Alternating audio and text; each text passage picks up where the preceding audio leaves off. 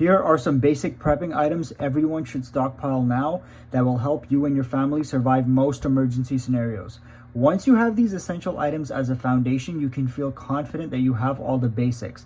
Then if you want, you can start building up your supplies even more and expanding to other things like the ones we're going to list in the next video. To start off, we have first aid and medical items. You need to have a good quality first aid kit. This should contain everything for stuff like small cuts to serious injuries. When I say you need a good quality first aid kit, I really mean it. Some of the first aid kits on the market right now are loaded with the lowest quality medical gear. They have bandages that don't stick and items you'll never need. Those may be fine now while life is good and you occasionally need a small band-aid, but if you have to use it after the collapse, you want everything to be top quality. I'll have my recommendation in the link tree if you want to check it out. It's a kit that will actually come in handy if you get hurt during SHTF.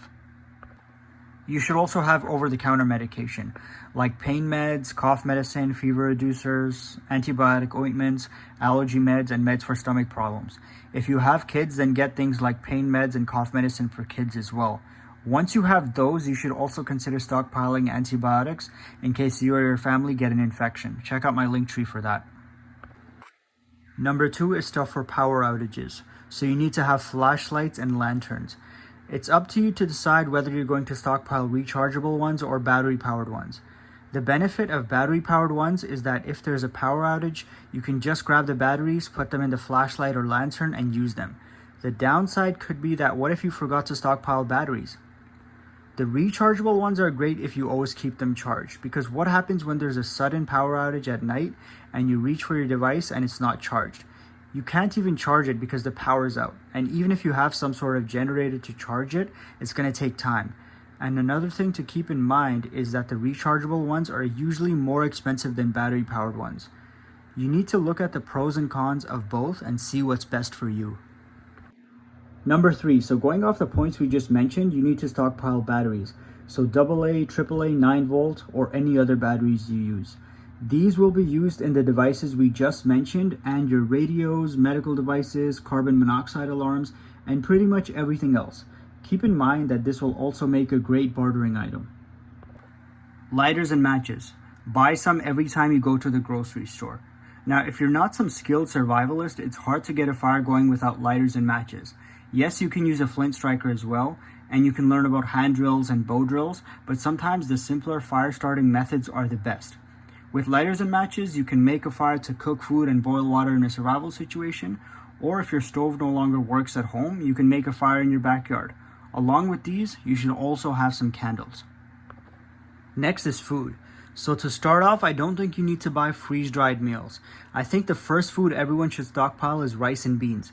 These are cheap, they have carbs and protein, and they last a long time on their own. You can make these last 25 to 30 years if you put them in Mylar bags with oxygen absorbers. You can also start buying canned food like canned chicken, tuna, sardines, beans, vegetables, and fruit. With canned food, make sure to store them in order of expiration so you can eat the ones that are closest to expiration and rotate them. The good thing about the foods that I just mentioned is that you don't need to order off some special survival food website. You could get up right now and go to your local grocery store with like $50-$60 and get a decent supply of long-lasting foods. Water. The easiest and cheapest thing you can do right now for water storage is buy a few cases of 24 water bottles, which will probably cost you about $3 each. I think if you're just starting out, water bottles are a great way to just get your foot in the door and get your water stockpile started. The FDA has determined that there is no limit to the shelf life of bottled water and that it basically lasts forever, which is great. But after a few years, it's possible that you'll start seeing the water kind of turn cloudy and the plastic from the bottle might start going into your water. So once that happens, you can rotate them and get new ones. A better option might be to either buy aqua bricks and stack them, or if you have space, buy a 55-gallon water barrel and fill them with water. But those are more expensive. So if you're just starting out, I think the water bottles are perfect. A fixed blade knife. Every prepper should have at least one good fixed blade knife. It can be used in survival situations and even for self-defense. Try to get a knife that's full tang so it doesn't snap on you when you put some pressure on it. Another item you need is a NOAA radio. This will give you all the latest info on weather and emergencies. These can run you anywhere from around 30 to 50 bucks depending on which one you get. Make sure to buy one that's hand cranked so you can still use it if your power goes out and you're unable to charge it. Like and subscribe if you found this video useful and if you think it'll help you and your family out in your preparedness journey. Alright guys, that's all for today's video. Thanks for watching.